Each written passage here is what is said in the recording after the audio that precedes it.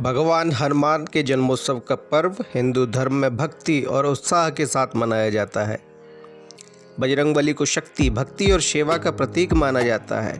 हनुमान जन्मोत्सव के दिन उनकी विशेष पूजा अर्चना की जाती है। हालांकि कई बार तिथियों के कारण हनुमान जन्मोत्सव को लेकर कई बार कन्फ्यूज़न भी बन जाता है, लेकिन आज हम आपको इस कन्फ्यूज़न से दूर कर देंगे। हम आपको बताएंगे कि हनुमान जन्मोत्सव इस बार यानी 2025 में कब है। दोस्तों, हिंदू पंचांग के अनुसार इस साल हनुमान जन्मोत्सव यानी चैत्र महीने की पूर्णिमा तिथि की शुरुआत 12 अप्रैल को सुबह 3:21 पर हो गई। वहीं इसका समापन अगले दिन 13 अप्रैल को सुबह 5:51 पर होगा। हिंदू धर्म में उदया तिथि का महत्व है, क्योंकि हिंदू धर्म के अनुसार दिन की शुरुआत सूर्योदय के साथ ही होती है। इसलिए सूर्योदय के समय जो तिथि होती है उसी को मान्य माना जाता है। ऐसे में हनुमान जन्मोत्सव का पर्व 12 अप्रैल को ही मनाया जाएगा। दोस्तों, हनुमान जन्मोत्सव का हिंदू धर्म में बहुत खास महत्व माना जाता है और हनुमान जी बहुत ही खास देवता एवं जागृत देवता माने जाते हैं। कोई भी व्यक्ति हो, चाहे वह किसी भी संप्रदाय का हो, वह अगर सनातन धर्मी है, चाहे वह शाक्त हो, चाहे शैव हो या फिर वैष्णव हो, वह हनुमान का पूजन अवश्य करता है, हनुमान को अवश्य मनाता है।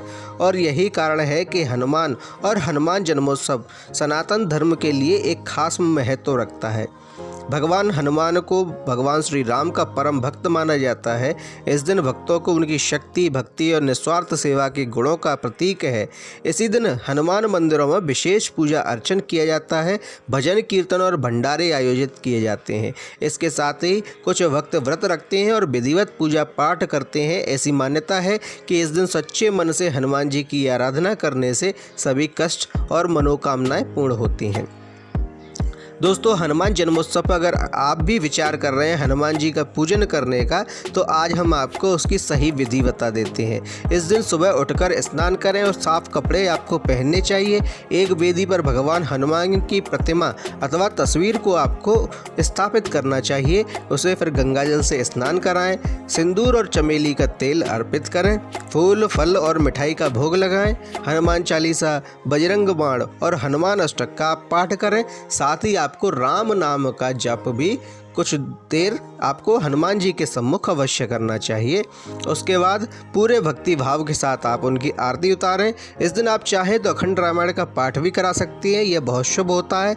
सुंदर कांड करा सकते हैं, ये भी बहुत शुभ होता है। अन्यथा आप कुछ चौपाइयाँ रामायण की यहाँ अब इस दिन हनुमान जी के सम्मुख बैठकर अवश्य पढ़ें, यह बहुत शुभ होता है। अंत में पूजा हुई गलतियों के लिए आप हनुमान जी से क्षमा मांगें, उनसे माफ़ी मांगें और इस प्रकार आपकी जो पूजा की विधि है वह पूर्ण हो जाती है।